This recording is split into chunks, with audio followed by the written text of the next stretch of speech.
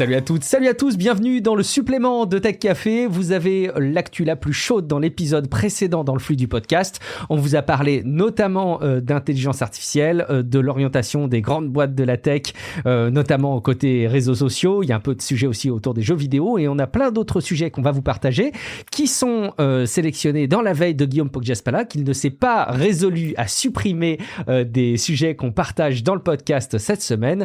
Je suis Guillaume Vendée et vous l'avez deviné, je suis accompagné une nouvelle fois de Guillaume Poggiaspala. Salut Guillaume, comment vas-tu ? Eh ben écoute, ça va pareil. Je te sentais mardi soir un peu fatigué. J'espère que depuis que nous avons diffusé cet épisode, tu as eu l'occasion de te reposer. Enfin, Guillaume, faisons comme si on avait l'habitude d'enregistrer des épisodes à quelques jours d'écart. Et pas absolument, oui, je me suis reposé, c'est vrai.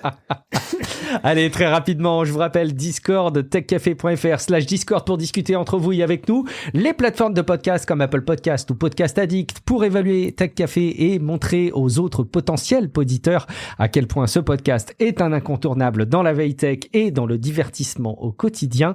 Et puis, si vous voulez passer à la vitesse supérieure, patreon.com/techcafé pour contribuer à la hauteur de ce que vous voulez, à la hauteur de ce que vous pouvez, pour la durée que vous souhaitez, parce que vous pouvez le suspendre à tout moment.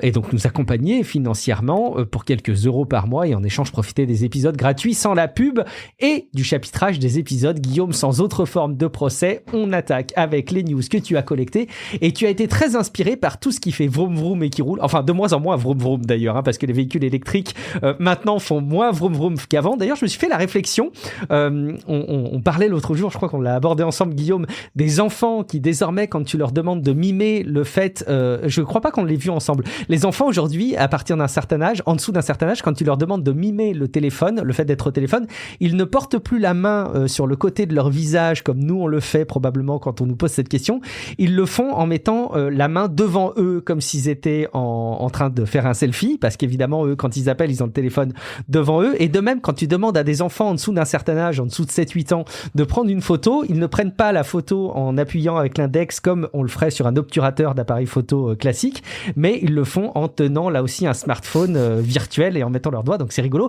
Et du coup je me posais la question par extension, est-ce que les enfants de demain continueront à faire vroom vroom quand ils jouent avec leur petite voiture miniature? J'en sais rien, en tout cas on anticipe beaucoup les choses parce que peut-être que la voiture en tant que telle aura beaucoup changé, Guillaume. Peut-être même que ça ressemblera, allez, soyons fous, à des espèces de valises à roulettes géantes. Écoute, peut-être, oui, peut-être que les enfants dans le futur, ils joueront en petite voiture en faisant bah ouais, c'est ça. Je sais pas comment ça fait. Une voiture électrique. Non, mais c'est ça. Et oui, bah au Japon, on n'a pas beaucoup d'espace, alors on s'adapte. Hein. Dans les années 80, Honda avait sorti un truc qui s'appelait le Moto Compo, et c'était le plus petit scooter du monde. Il était tellement petit qu'il rentrait dans le coffre d'une voiture, une fois replié. On aurait pu penser que c'était con jusqu'à ce qu'on voit fleurir des trottinettes électriques après. Mais c'était le début en fait d'une sorte de micro-mobilité, c'est vrai. Hein. Et tu pouvais plier en fait le guidon comme ça, tu pouvais le replier et ça rentrait dans le coffre d'une voiture japonaise même, hein, puisque c'était fait pour aller avec une autre voiture de la marque. Donc ce truc est devenu un peu culte et aujourd'hui Honda lui fait un énorme clin d'œil avec la Moto Compacto, qui est la même chose mais en électrique. Sauf que c'est un scooter qui ressemble franchement à une valise à roulettes, hein, vraiment, c'est vraiment ça exactement.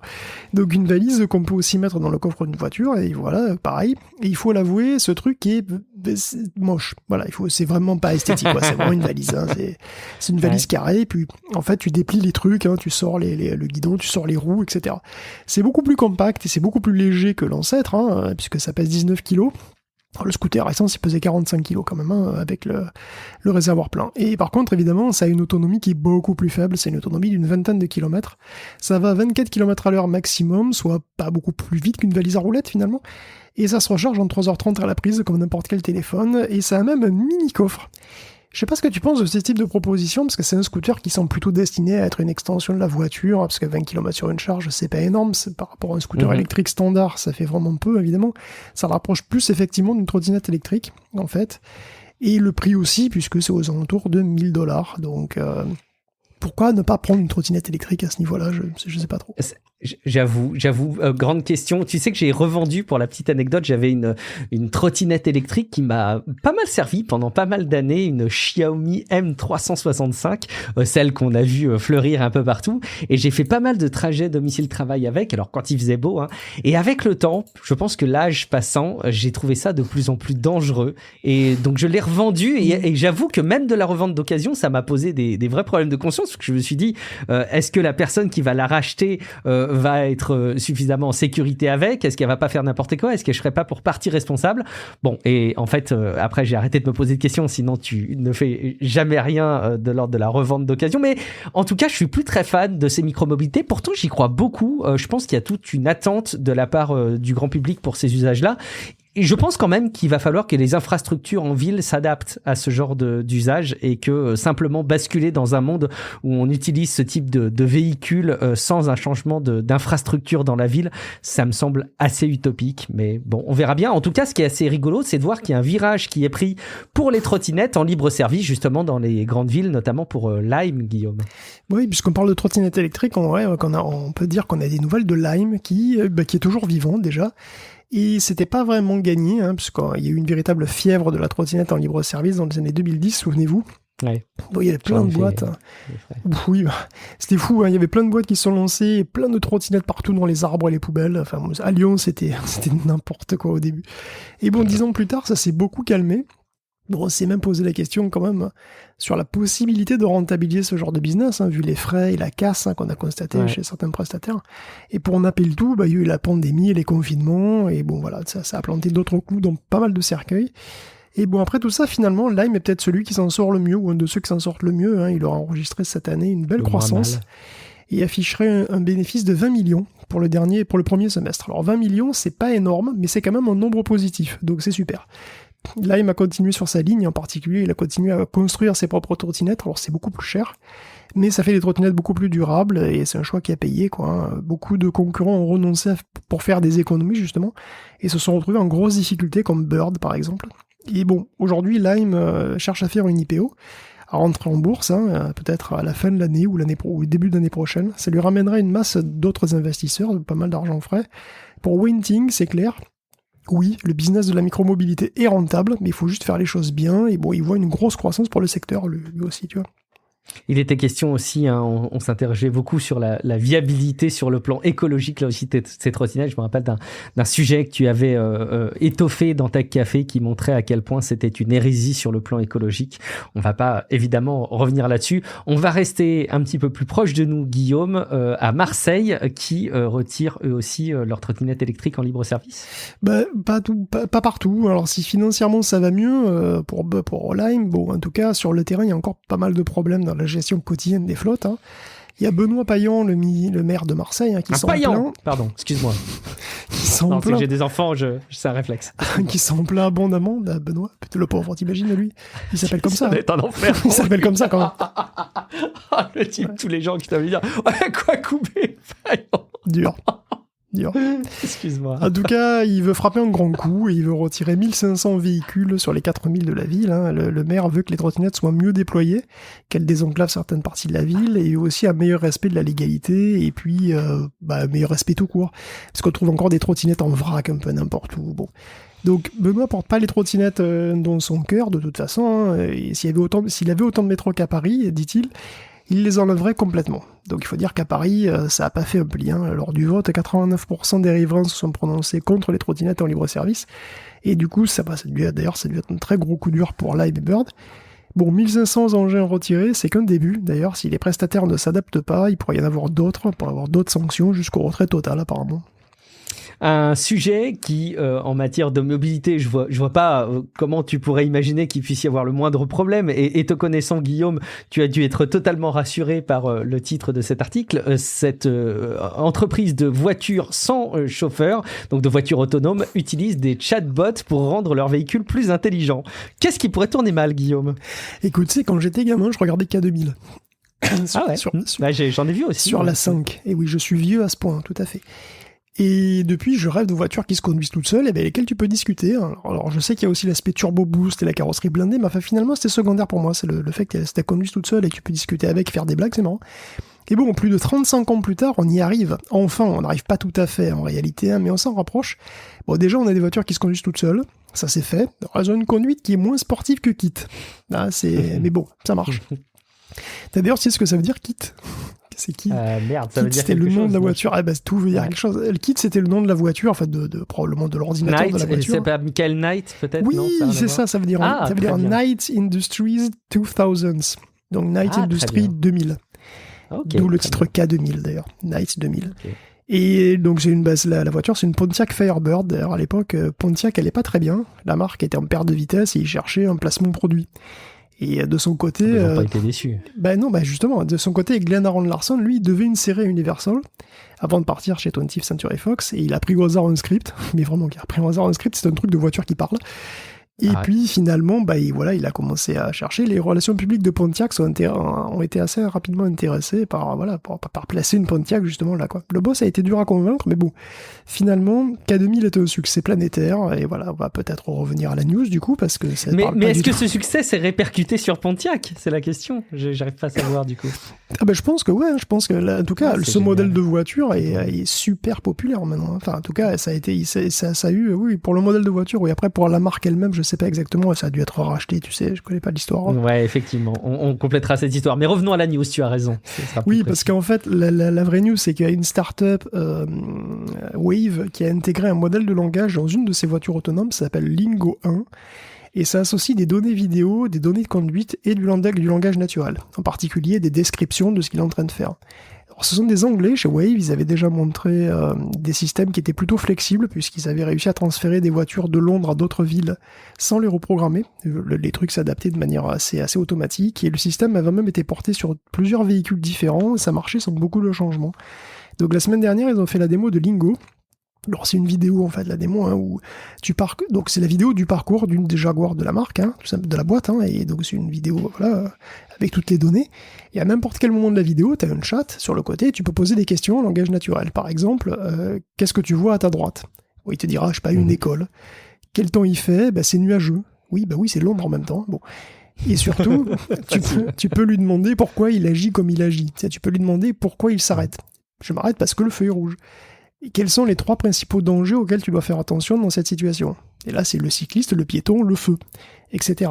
Le feu rouge, pas l'incendie. Quoique. Et le modèle peut décrire ce qu'il fait, et aussi pourquoi il prend les décisions. Donc du coup, il y a une certaine forme de transparence qu'on a supplémentaire, quelque part, sur les décisions du modèle. Parce qu'on peut communiquer avec le système comme si on lui parlait, qu'on peut le communiquer comme avec Kit. Voilà, tu sais tout.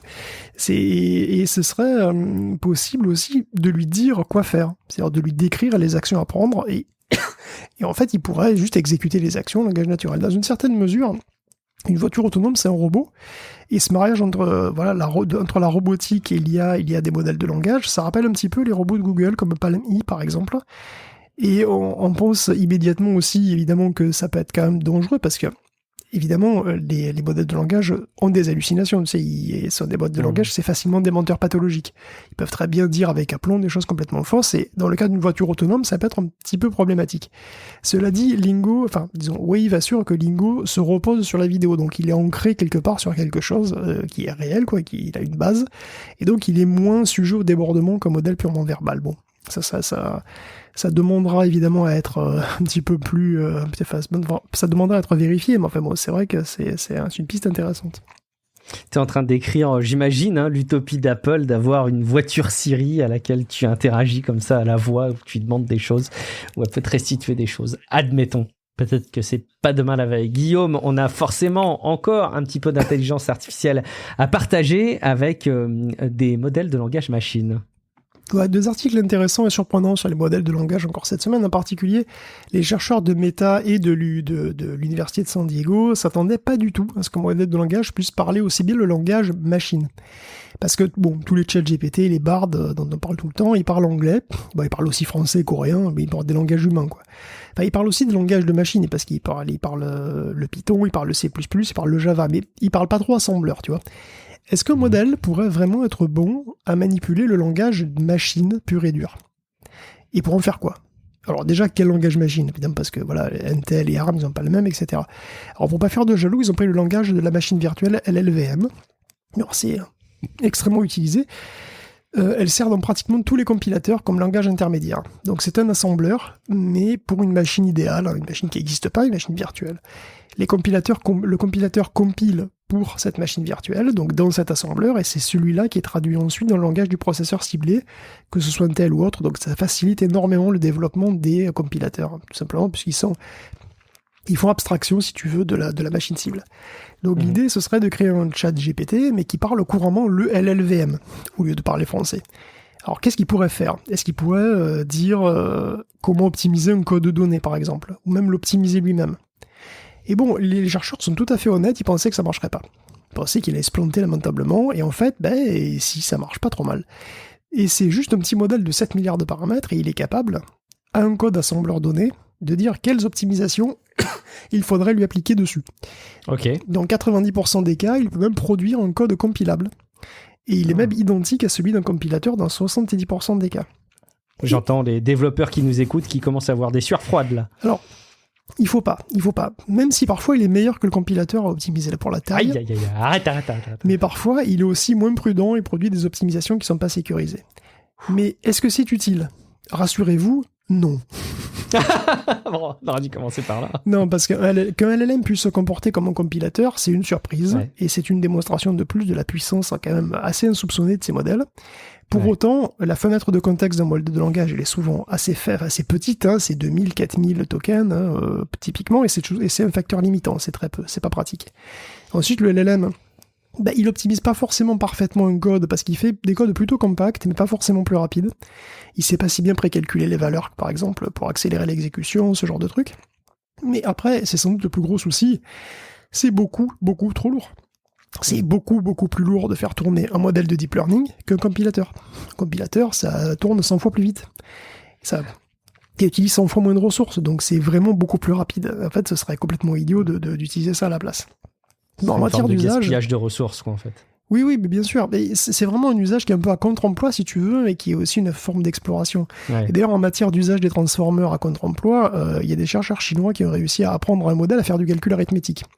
Donc c'est un petit modèle fine-tuné, vraiment réglé aux petits oignons pour le calcul arithmétique. Donc en gros, ça donne la calculatrice la plus inefficace du monde.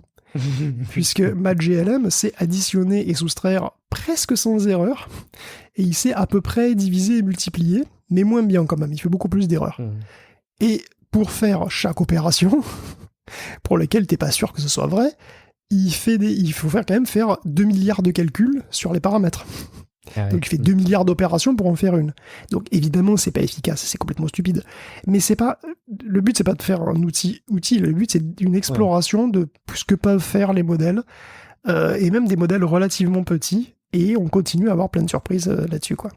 C'est rigolo, ce champ de la recherche, effectivement, il faut pas s'imaginer que ce soit applicable parce que c'est pas suffisamment efficace, dans le sens de l'efficience, c'est pas suffisamment efficient, mais c'est intéressant d'étudier leur fonctionnement et les possibilités. Et dans la continuité, Guillaume, est-ce qu'on va pouvoir commencer à évaluer leur créativité au sens noble du terme? Oui, c'est encore un truc qu'on pensait réservé aux humains et que finalement, peut-être, c'est pas si sûr. Clairement. La créativité, parce que voilà, les IA sont-elles créatives? Alors ça, c'est un truc qui pourrait être sujet de bac, comme question, c'est un sujet cauchemardesque d'ailleurs. Ça arrive. Mais la créativité, c'est quoi déjà? Tu sais, la créativité, je sais pas moi, c'est oh là là, moi j'aime pas bien les questions comme ça en l'air, il faut des mesures. Parce qu'on est des scientifiques ou quoi? Bon. Donc, des mesures de la créativité, ça existe en fait. Par exemple, le test des usages alternatifs. Alors c'est quoi? Ça consiste à donner une liste d'objets du quotidien, et à demander le maximum d'usages alternatifs pour ces objets en un temps limité.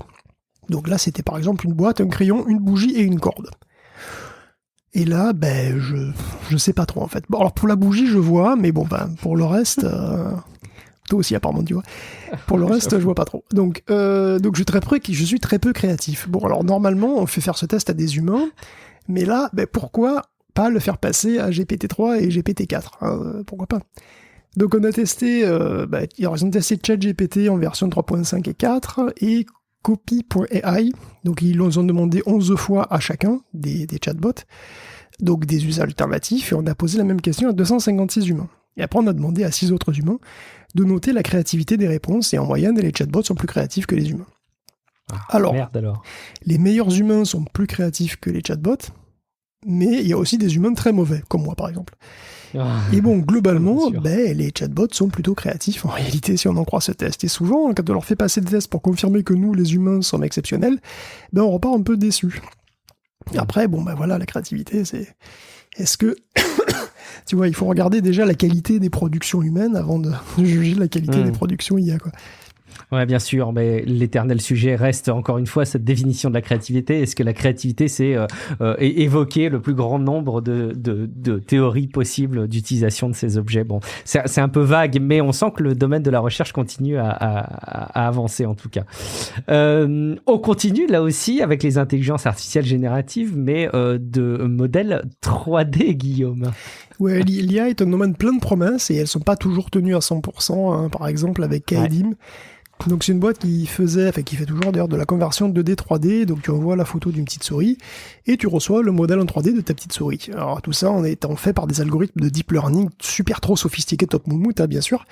Et bon, de temps en temps, il y a bien des humains qui retouchent un petit peu, quelques détails qui sont pas très bien finis, quand c'est un peu trop beau de décoffrage, tu vois, on peut comprendre. Sauf que bon, selon 2 témoignages, au minimum, non seulement il faut des humains pour retoucher, parfois lourdement, les modèles que l'algo pond, mais souvent, il faut carrément refaire tout de zéro parce que il te pond un truc immonde qui sert à rien, quoi. Donc, du reste, c'est pas vraiment un secret, puisqu'il y a des offres d'emploi, tout ce qu'il y a de plus public laissait déjà soupçonner tout ça, hein, Kaedim a embauché des artistes 3D dans le monde entier pour avoir un service à 24 heures sur 24, hein, ils prennent en particulier des gens qui modélisent vite, et parce que tu dois pouvoir en fait faire un truc potable en 15 minutes. Et c'est payé au lance-pierre, c'est payé entre 1 et 4 $ par modèle.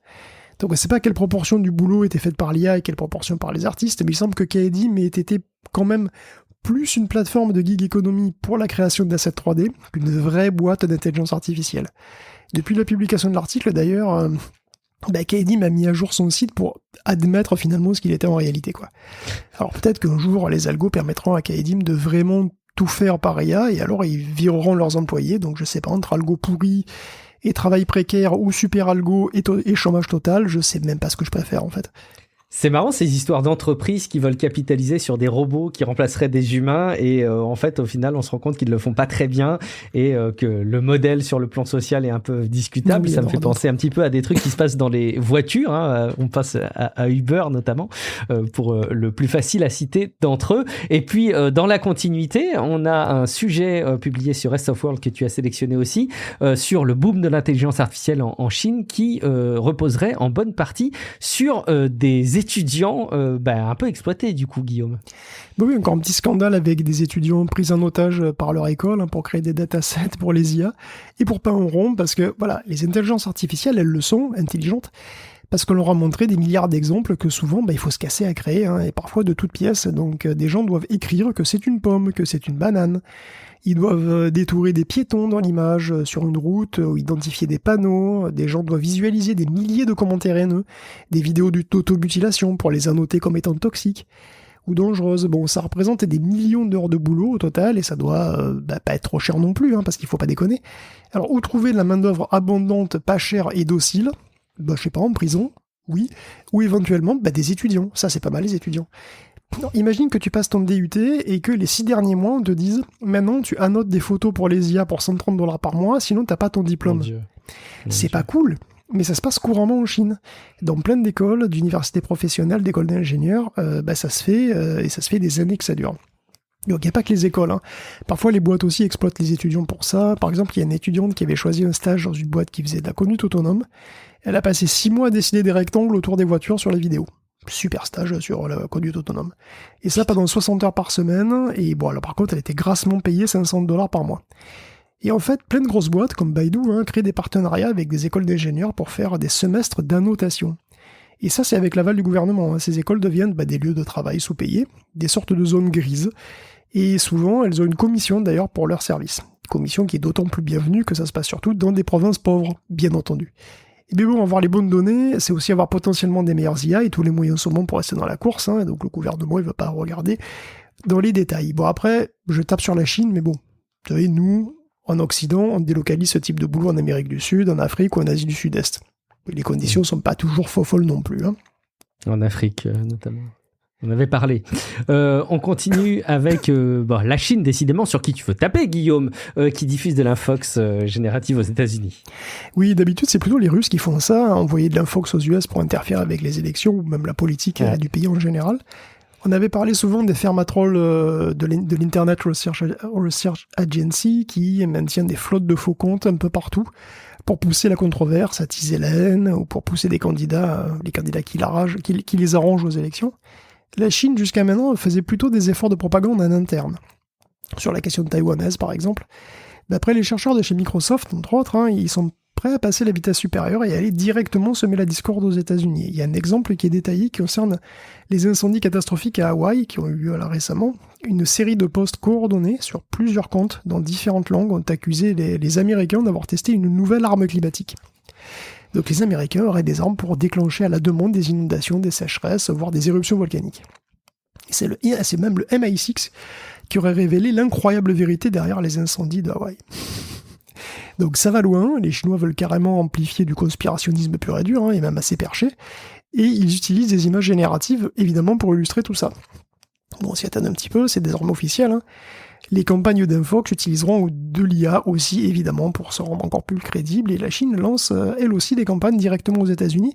Franchement, les prochaines élections américaines vont vraiment être intéressantes. Ouais, ça va être à suivre de très près, effectivement. Excellent. Merci, Guillaume, pour cette couverture autour de l'intelligence artificielle. La troisième et dernière rubrique de cet épisode portera sur du matos, du matériel. Et quoi de plus emblématique que de commencer à parler de semi-conducteurs avec cette relation, là aussi, diplomatique. On arrivait aux États-Unis, on va repartir à direction du Vietnam. Oui, les relations la US-Chine ne s'arrangent pas, et donc on veut au maximum diversifier ses fournisseurs, et si possible, se libérer un peu de la dépendance à Taïwan. Il faut renforcer ses liens donc avec ses alliés, en particulier Biden a dans l'idée d'utiliser une partie de l'argent du fameux CHIPS Act pour booster l'industrie du semi-conducteur au Vietnam. Alors, il y a des designers de puces au Vietnam déjà, et Intel d'ailleurs est installé à Ho Chi Minh Ville depuis longtemps, depuis peut-être 17 ans, il va continuer d'investir là-bas, et du coup, le pays est déjà le 3e exportateur de puces vers les États-Unis. Et ça pourrait être une grosse opportunité. Il y a d'autres boîtes qui vont aussi aller s'installer là-bas, comme Encore ou Synopsys. Et alors, le truc, c'est qu'il y a encore beaucoup de boulot pour le pays. Enfin, je veux dire, pour se mettre à niveau. Parce que le truc, c'est que dans le pays, pour l'instant, il doit y avoir dans les 5000 ingénieurs spécialisés dans la fabrication de semi-conducteurs. Or, il en faudrait 4 fois plus, au minimum, et le nombre de diplômés aussi dans le secteur est assez faible, et la recherche, c'est probablement pire. Donc, en fait, il y a tout à faire, mais c'est peut-être aussi une super opportunité pour le pays, parce qu'il va y avoir énormément de boulot pour les étudiants qui vont choisir ce genre de cursus. Le Vietnam pourrait prendre un essor technologique assez important et devenir dans quelques années un acteur majeur si tout se passe vraiment bien, s'il y a vraiment des investissements et si tout se passe bien. Ça pourrait complètement changer ça pourrait changer le profil du pays un peu, quoi. Et comme quoi, c'est marrant parce que les tensions géopolitiques, ça fait bouger un petit peu les équilibres, ça fait aussi des heureux, si le Vietnam devient un pôle technologique vraiment important, par exemple, tu vois, ça pourrait être une chance pour lui aussi. Surtout que c'est un pays dans lequel les ressources en matière de supply chain sont réelles. Il y a une vraie organisation là-bas, c'est assez central. Donc, quelque part, ça serait un terrain parfait pour renouveler des partenariats américains avec des pays d'Asie pour la production de matériel. En attendant, on rebondit sur les infos qui ont fuité, ou plutôt pas vraiment des infos d'ailleurs, mais des éléments qu'on a pu glaner au sujet de Microsoft, plus près du monde du jeu vidéo, avec, on en sait un petit peu plus sur l'avenir de la Xbox, possiblement, Guillaume, possiblement. Bon, écoute, oui, sans doute. Microsoft a dévoilé, malgré lui, il a vraiment pas fait exprès, mais bon, il a dévoilé des nouvelles Xbox. Donc, il y a une série X et une série S qui sont des mises à jour de mi-génération, donc de nom de code Brooklyn et Hollywood. Et en fait, elles ont sorti des dossiers du procès avec la FTC, donc source de pas mal de trucs croustillants. Donc, ce sont des documents officiels, elles font partie d'un diaporama complètement officiel qui était présenté au juge. Donc, c'est vrai, parce que sinon, c'est un faux témoignage, donc ce sont vraiment des documents authentiques. Après, ce ne sont pas néanmoins des annonces officielles au sens où c'est pas les constructeurs qui vont donner, enfin, qui ont dit on va faire ça et Attention, on va sortir ça à telle date, etc. Alors, elles seraient pour 2024 probablement. Bon, du reste, elles ont exactement la même puissance que les consoles actuelles, mais les processeurs seront gravés en 6 nanomètres il est mentionné explicitement qu'elles consomment un peu moins, donc il y a probablement un refresh de finesse de gravure dedans. Elles ont aussi plus de stockage, 1 Teraoctet pour la série S et 2 Teraoctets pour la série X. Elles sont équipées Wi-Fi 6E et Bluetooth 5.2. La série X est toujours noire, mais cylindrique cette fois. Et surtout... Ça risque d'être sexy, ça. Enfin, oui, pas très... Enfin, moi, personnellement, j'aime beaucoup la série X telle qu'elle est. Donc, vraiment... Ouais, en carré comme ça. C'est clair, je préfère carré. Mais bon, par ailleurs, elle a plus de lecteur Blu-ray. Donc, ça augure moyen de l'avenir des jeux en physique. Et tu sais que ça me fait toujours un petit pincement au cœur, hein, même si c'est pas étonnant. J'avoue, moi aussi, hein. Moi aussi. Je fais partie des personnes qui précommandent ou qui achètent leurs jeux en physique, moi encore. Moi, je fais partie des gens qui sont quand même encore assez nombreux, j'ai l'impression, qui achètent des jeux physiques et qui les revendent ou qui les donnent. Oui, c'est vrai que ça m'arrive aussi. Tu vois, ou qui les donnent à des proches, ou qui les prêtent, ou qui, voilà, je sais pas. Tu vois, ce genre de truc. Donc, moi, ça me saoule un peu. On est vraiment des vieux cons, Guillaume. Ouais, mais moi, j'aime bien être vieux con et revendre mes jeux sur le bon coin. C'est ça, ce que je te dis. Donc, ouais. J'aime bien les acheter à pas cher aussi sur le bon coin. Bien sûr. Oui. Donc, si tu veux, voilà, je suis moyen saucé par la nouvelle série X, honnêtement. Et en plus, elle est ronde, moi, je préfère carré. Bon, après, il y a aussi une mise à jour de la manette qui s'appelle Sébil. Et puisqu'on parle d'avenir, on a carrément, on a du gros scoop, on va dire. Puisque avec ce procès, donc c'est le procès entre la FTC et Microsoft concernant leur achat d'Activision Blizzard, je l'ai pas mentionné, mais voilà, c'est toujours le même problème. Donc on a des documents sur aussi les orientations stratégiques de Xbox jusqu'en 2030. Carrément. Donc pour les années 30, Microsoft a des grosses attentes quand même, puisqu'ils visent les 100 millions d'abonnés Game Pass, c'est l'objectif. Si les consoles restent la base client la plus grosse, le contrôleur va prendre la vedette, la manette va prendre la vedette. Alors bientôt, pourquoi ? Parce que bientôt, il n'y aura plus besoin que d'une manette pour jouer à tout sur n'importe quelle machine. L'objectif, c'est de porter Xbox partout. Donc du navigateur aux machines portables, en passant par les Smart TV partout. Donc ils veulent mettre l'accent sur la customisation aussi. Donc d'ailleurs, il devrait exister à un moment une autre console qui s'appelle Outer, de nom de code, qui serait en fait une Series X customisable via la plateforme XDL. Donc tu parlais des PlayStation rouges, bleues, etc. qu'on avait vu au State of Play. Bon finalement, la réponse de Microsoft, ça serait carrément une console que tu pourrais customiser un petit peu comme tu veux. Bon. Est-ce qu'il y a le cas de la PlayStation, d'ailleurs ? Tu peux changer la coque. Oui, tu peux changer la coque aussi, oui, tout à fait. Non, mais la customisation des machines, c'est un truc qui marche bien, c'est sûr. Donc on a un graphique de croissance aussi supposé, en tout cas, des abonnés Game Pass qui seraient dans les 40 millions aujourd'hui. Donc la grande majorité sera sur console. Alors pour 2030, il prévoit que la part PC va augmenter significativement, mais que la part xCloud va augmenter encore plus. Et elle devrait même doubler la part PC vers 2027-2028. Date à laquelle d'ailleurs on verra arriver la prochaine Xbox. La Next Gen, donc, la Xbox d'après la série X, donc la série Y, je sais pas, elle sera pour 2028.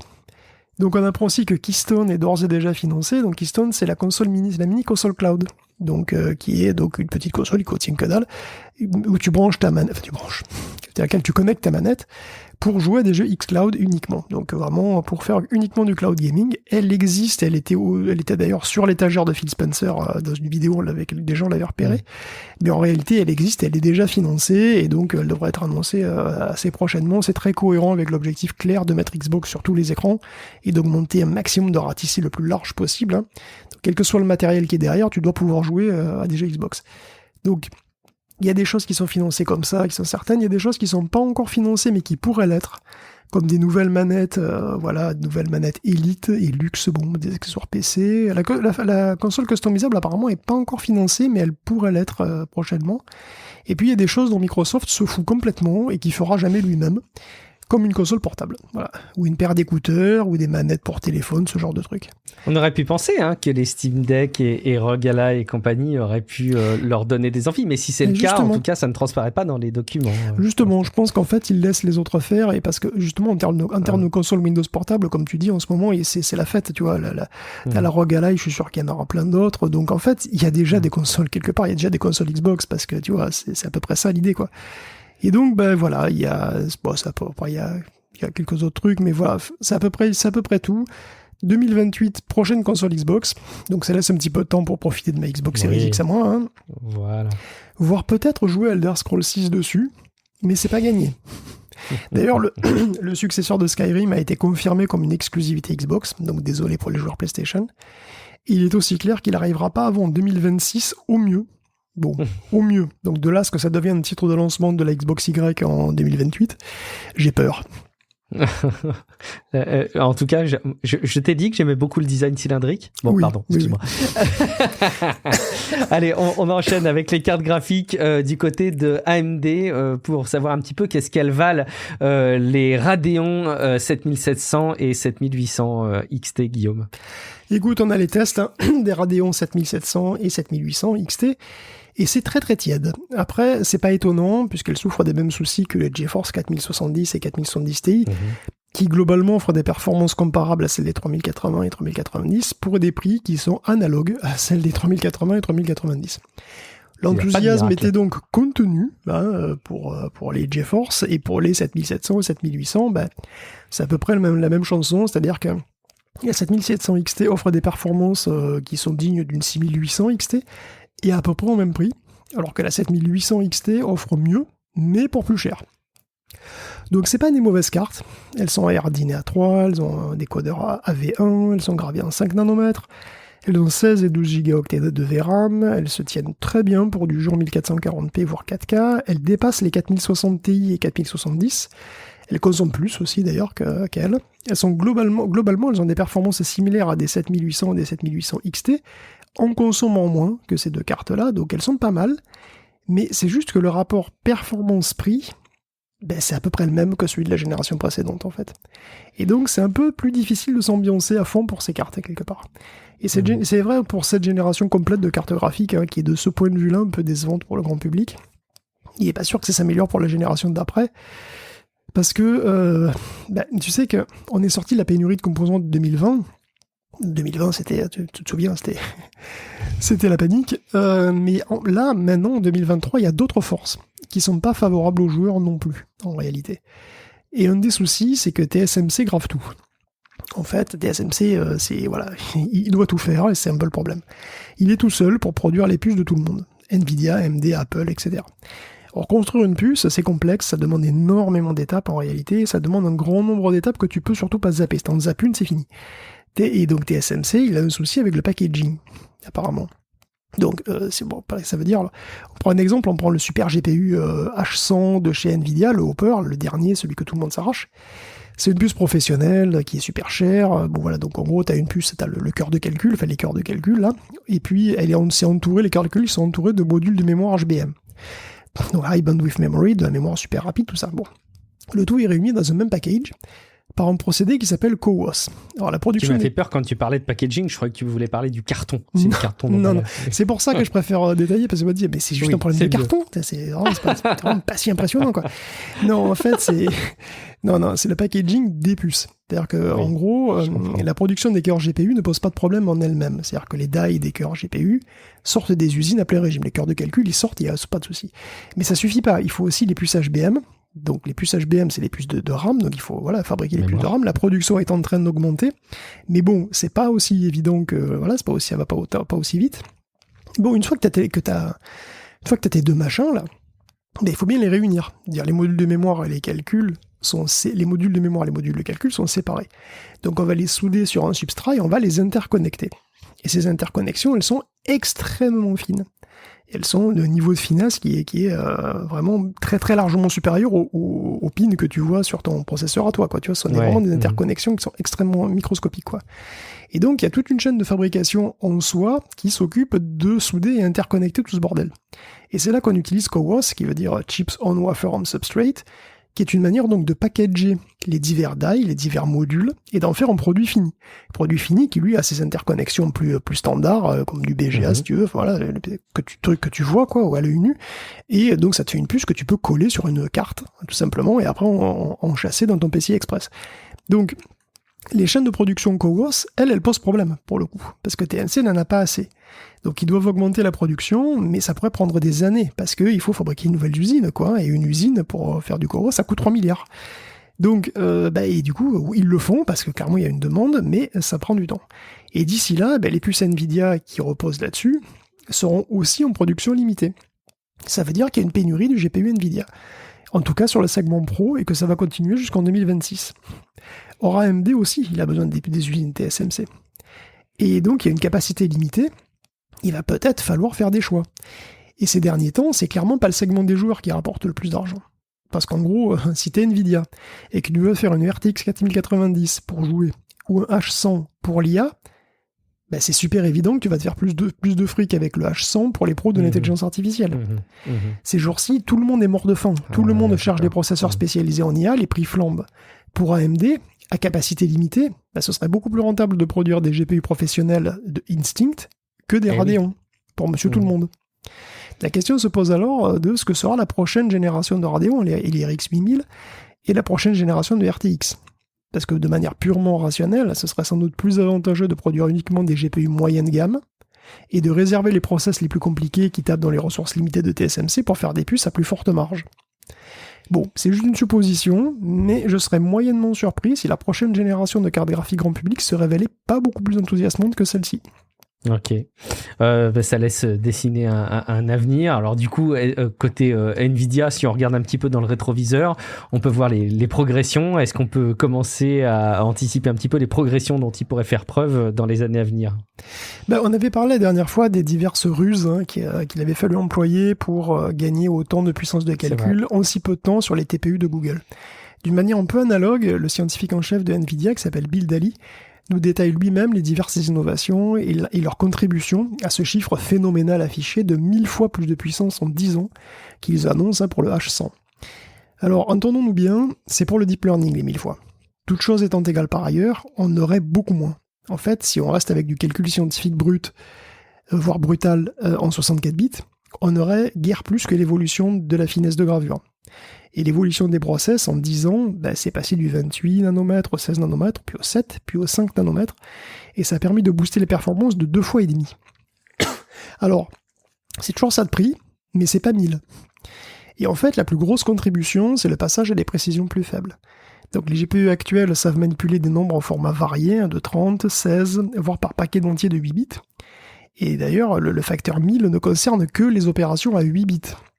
C'est-à-dire que si tu as besoin de plus, on n'a pas un écart aussi important, loin de là.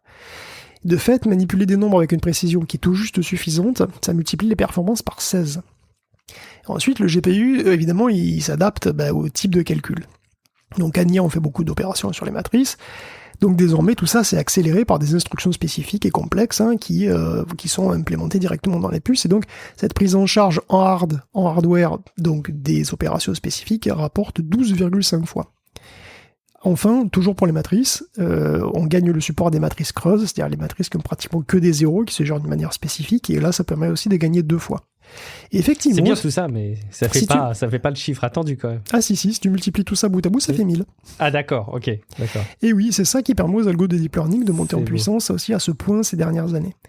Pour autant, ce chiffre de 1000 correspond à un cas idéal, où on utilise des nombres en 8 bits, et des matrices creuses, et les instructions qui vont bien. Okay. Donc ça veut dire que c'est pas juste on a 1000 fois plus de puissance de calcul en 10 ans. Oui, d'accord. On a 1000 fois plus de puissance de calcul dans le cas très particulier où on peut faire du deep learning sur 8 bits. Ce qu'on voit aussi, c'est que gagner encore 1000 fois, ça risque d'être vraiment coton. Ouais. Parce que les fruits les plus bas, comme on dit, ils ont déjà été cueillis sur l'arbre. Donc les finesses de gravure... C'est beau cette image, j'aime beaucoup. C'est un anglicisme en fait. C'est très beau. Les Lahore Geek Fruits, c'est un anglicisme. D'accord. Mais en tout cas, voilà. Donc en gros, ce que je voulais dire, c'est ça, c'est que oui, les finesses de gravure vont continuer d'évoluer, mais on l'a vu, ça va pas très vite. On va pouvoir sans doute passer à des nombres en 4 bits, par exemple, manipuler des modèles au format déjà compressé, peut-être en quelque sorte, mais ça a ses limites. Donc, passer en 4 bits, machin truc, peut-être que ça va permettre de gagner encore 5 fois, 6 fois, peut-être 10 fois, et 1000 fois. Je sais pas, ça va être intéressant de voir à quel point les accélérateurs vont devoir se surspécialiser, déjà, puisqu'on a vu que le calcul IA, c'est déjà un peu spécifique, pour ce que faisaient les GPU qui étaient assez polyvalentes, assez généralistes au début. Et il y a 10 ans, les GPU étaient totalement généralistes.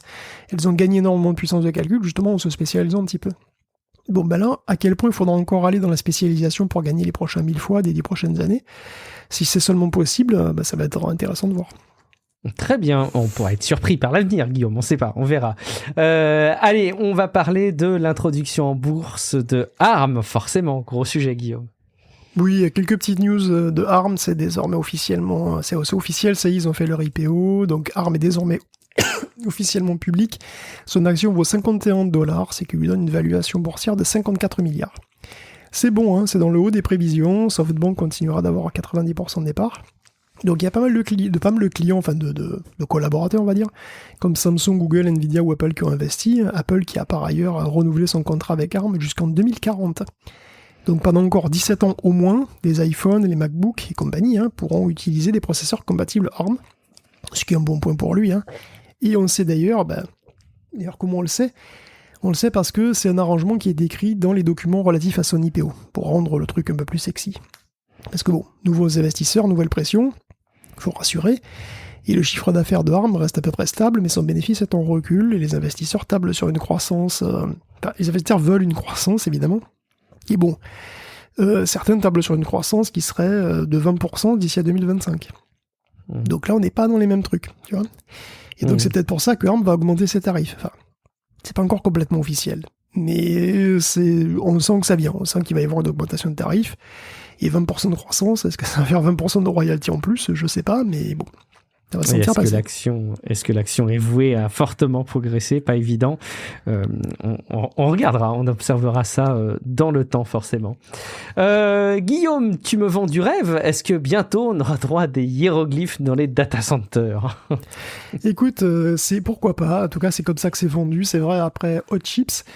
Il y a aussi la Storage Developer Conference, tout le monde fait ses conférences, ça a commencé juste hier, et il y a déjà un intervenant original qui s'appelait Serabyte. Alors Sera comme céramique, et le but c'est de faire un stockage ultra dense en écrivant des espèces de QR codes nanoscopiques sur de la céramique. Donc on les grave au laser et on les lit au microscope. La céramique par contre c'est une céramique, c'est pas comme les céramiques de mamie, c'est vraiment sous forme de feuillet ultra mince, parce que comme ça on peut en empiler plein. Donc le substrat, la céramique, c'est très stable. Donc si tu le laisses tranquille, ça peut durer 5000 ans, c'est très peu sensible à la température. Et selon les lasers que tu utilises, tu peux avoir des densités folles. Donc Serabyte envisage entre 2025 et 2030 de commercialiser des cartouches qui font entre 10 et 100 pétaoctets. Alors un pétaoctet, c'est 1000 téraoctets.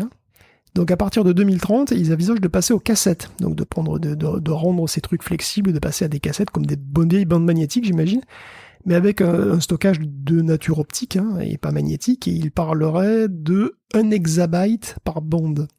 1 hexaoctet, c'est 1000 pétaoctets. Donc ça veut dire que c'est 1 million de téraoctets par cassette, quoi. Donc la lecture et l'écriture se fait en plus à des vitesses qui sont pas mal, de l'ordre du gigaoctet par seconde. Ça consommerait pas trop d'énergie.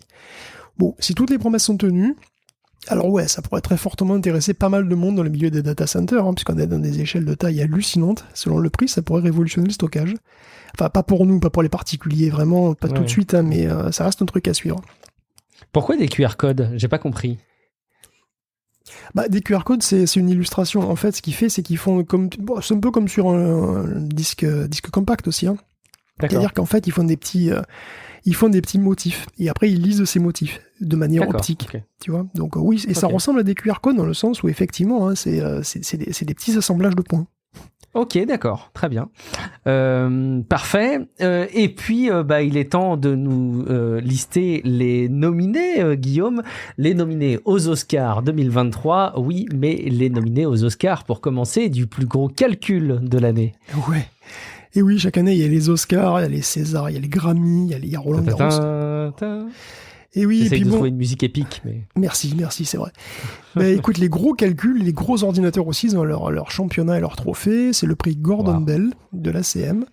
Et c'est un peu le prix Nobel du supercalcul, quoi. Voilà, c'est un très très très gros calcul mené à bien sur une très très grosse machine qu'il faut très très bien programmer pour l'exploiter à fond. Donc c'est en prévision de la future conférence Supercomputing 2023 à Denver, qui aura lieu en novembre, qu'il y a un gros des finalistes quelque part de ce truc-là. Donc il y a des finalistes pour cette année. Par exemple, parmi eux, il y a l'université de l'équipe du Michigan et de l'Institut indien des sciences qui a utilisé Frontier pour simuler des particules quantiques en interaction. Ils ont utilisé 60% de frontières pour ça, donc ça fait plus d'un exaflop théorique. C'est remarquable parce qu'en fait, même si on parle toujours des chiffres théoriques pour s'ébaudir devant la puissance des super ordinateurs, en pratique, c'est très difficile d'exploiter tout ça pleinement.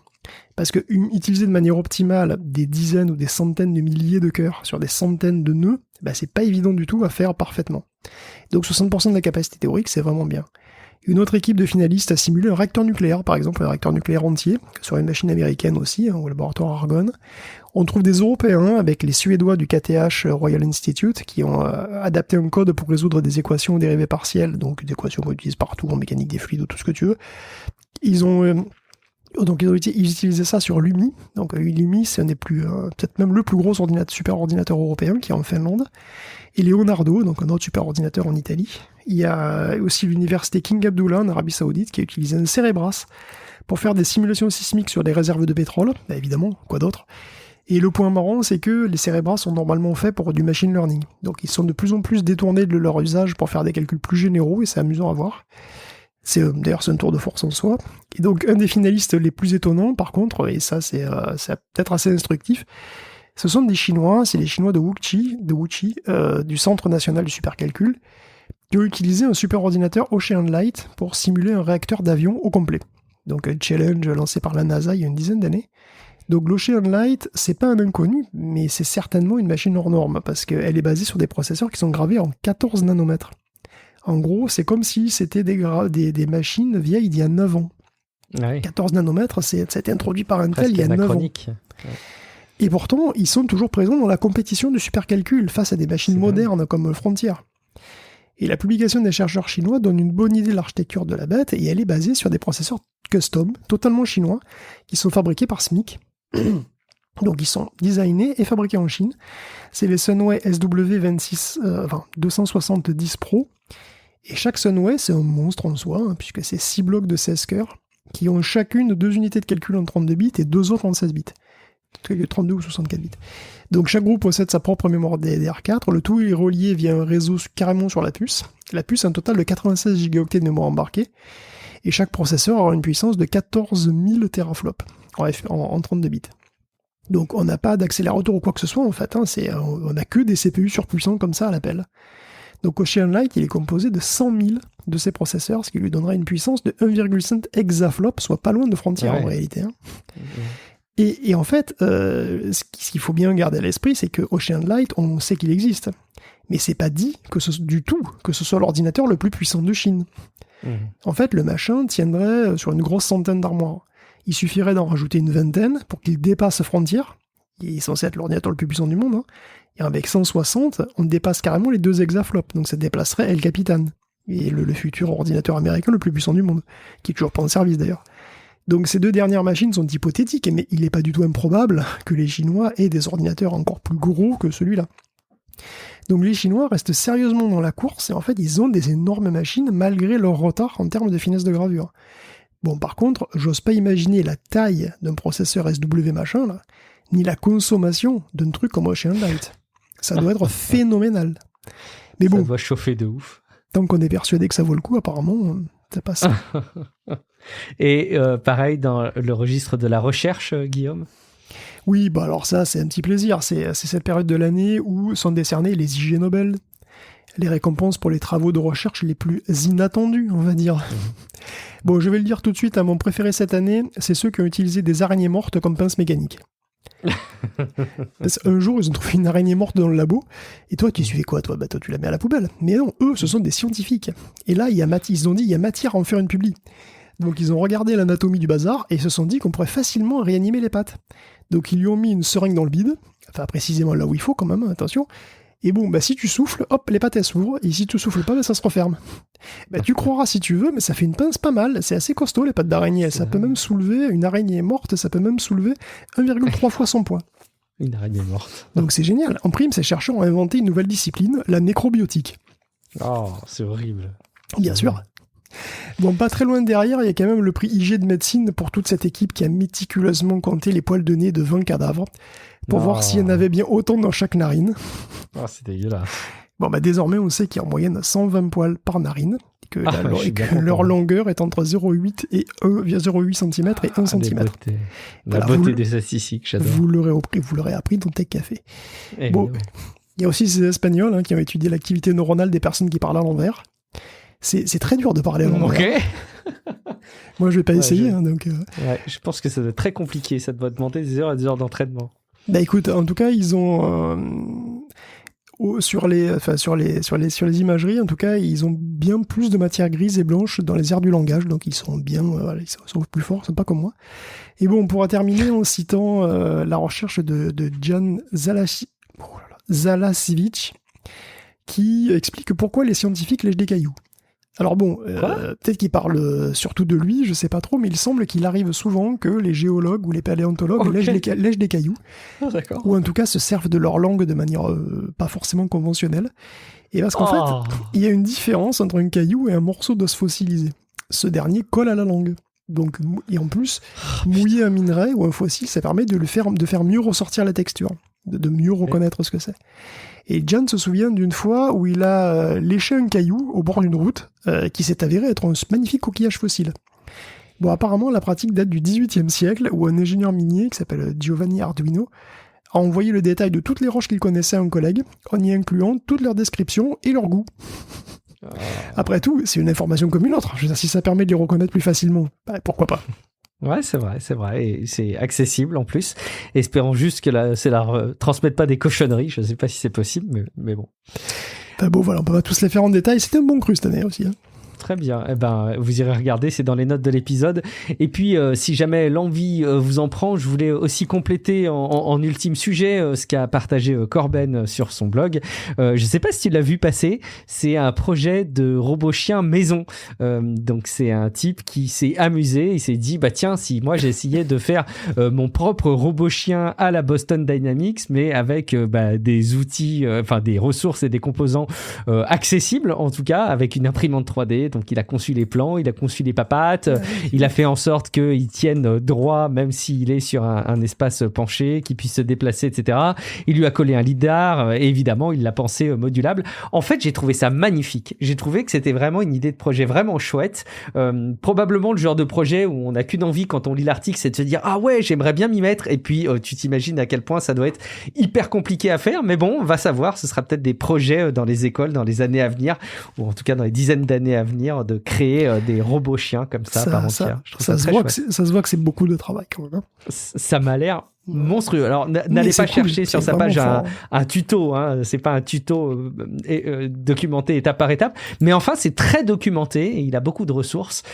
Et puis, voilà, peut-être que ça va donner l'envie à une partie d'entre vous de vous y mettre, à savoir. T'as pas envie, Guillaume, de faire ton propre robot chien, d'être créé Dans l'idée, si, mais bon, il faut quand même un petit peu de matos. Déjà, il faut une imprimante 3D, d'après ce que je vois. Oui, après, il y a plein de Fab Labs dans les villes qui permettraient probablement d'imprimer tes modèles, tu vois. Donc, mais bon. Ça me paraît extrêmement pluridisciplinaire que de concevoir un robot comme ça. Donc, ça peut être un super beau sujet d'étude. Dites-nous si vous êtes intéressés.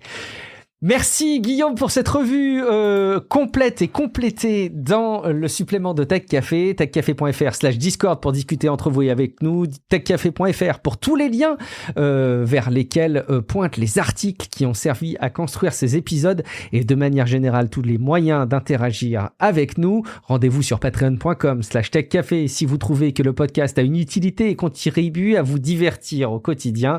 Rendez-vous également pour nous contacter à titre individuel. Guillaume, où est-ce qu'on peut te retrouver ? Je sais pas, cette news m'a donné envie de goûter des cailloux. Oh, moi je sais pas, j'ai un goût qui me vient là. Je m'imagine le goût d'un caillou. Alors je pourrais le confronter à la réalité et aller chercher un caillou. Mais justement, ça dépend du caillou, c'est ça qui est intéressant. Oui, c'est ça qui je trouve plein de cailloux différents et pour voir vraiment, c'est du sang quoi. Tu sens la différence. Pour être tout à fait honnête, il m'est arrivé de sentir des cailloux. Voilà, je vous le dis, j'ai senti des cailloux, sentir des silex notamment, je me rappelle très bien petit, je sentais les cailloux. Donc finalement, on n'est peut-être pas... Et il y avait une différence ? Ah oui, le silex a une odeur pour moi bien particulière. C'est peut-être complètement psychologique, mais effectivement. Ah non, mais et d'ailleurs, tu as cette odeur un peu caractéristique des routes sous la pluie. Tu sais, il y a une odeur qui est assez particulière. Tu peux la ressentir en sentant de très près les cailloux. Si jamais vous voyez dans votre entourage quelqu'un qui se rapproche du sol et qui commence à sentir et lécher des cailloux, méfiez-vous, c'est peut-être un auditeur ou une auditrice de Tech Café, un moyen pour se reconnaître entre nous. Allez, on vous embête pas plus, merci beaucoup pour votre fidélité. Je suis Guillaume Vendée, vous me retrouvez sur guillaumevendée.fr ou sur les réseaux sociaux Guillaume Vendée. Rendez-vous dans quelques jours pour un prochain épisode de podcast. Ciao à toutes et à tous. Ciao à tous.